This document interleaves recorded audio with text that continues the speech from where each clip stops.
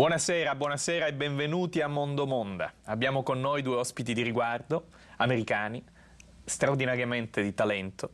Abbiamo con noi Baumbach e Wes Anderson. Buonasera.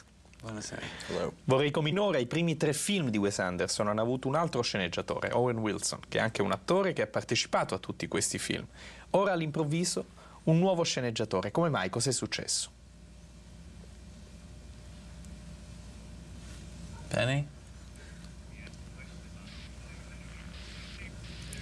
Well, you're probably asking what's the relationship, is it different collaborating with a different, and I think I can answer that.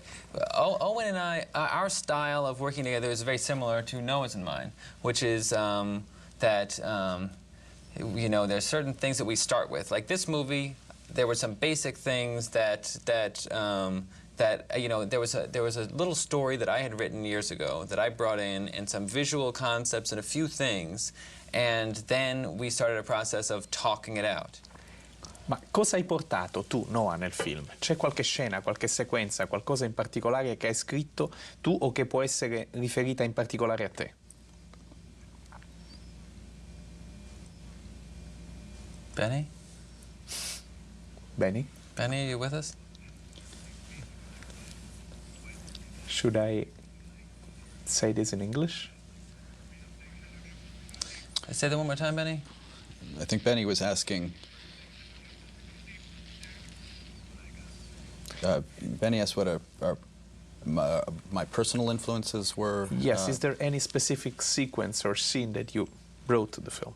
I think the end result really is that I and I think Wes feels the same way, is that I don't even know anymore who came up. It really felt like we were kind of thinking together, even though we're obviously bringing our own, you know, different backgrounds and, you know, influences. I think when we were there recording it, it really felt very much of the moment. It's like when you're having a conversation with somebody that's going well, you don't necessarily think, I'm bringing this and they're bringing that. You're kind of creating it together. È una storia di padri e figli, di coppie separate e della ricerca di una grande pesce. Diremmo, riferendoci al passato, di una grande balena, anche se nel vostro caso è una squalo. It is a story of fathers and sons, of divorced couple, and also the search for a big fish, like Moby Dick. That's true, all these things. And had we read Moby Dick, we would have referenced that more specifically.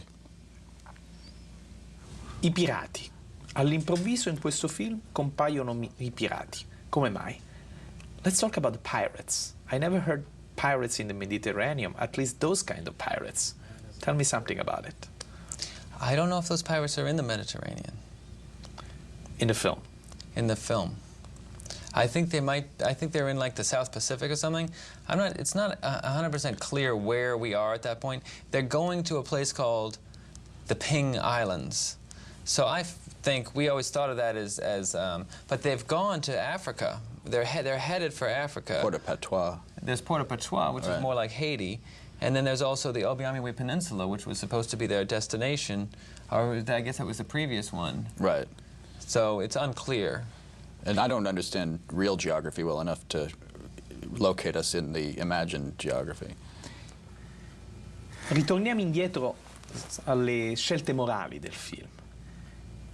Come credete che un film così personale possa cambiare il mondo?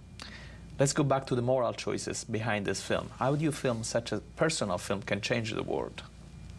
How can a personal film change the world? This personal film. Well, probably can't. And we had no intention of doing so. And we've succeeded in that. So far. I colori, le luci, i chiaroscuri mi sembrano un chiaro omaggio a Caravaggio. Yeah, I mean, I don't know Caravaggio that well, but I think we shot it. You know, we shot the movie in Italy, so I think it automatically brings probably some connection to a history of Italian painting. Caravaggio's aquamarine blue was a big influence on the Zissou outfit. Steve Zissou, Bill Murray, sembra un esempio di personaggio che è passato dal marxismo alla socialdemocrazia. Perché non ne parliamo? Noah? What was the question? It's about how you transform yourself from a Marxist into a social democrat. Right. Yeah, well, I think I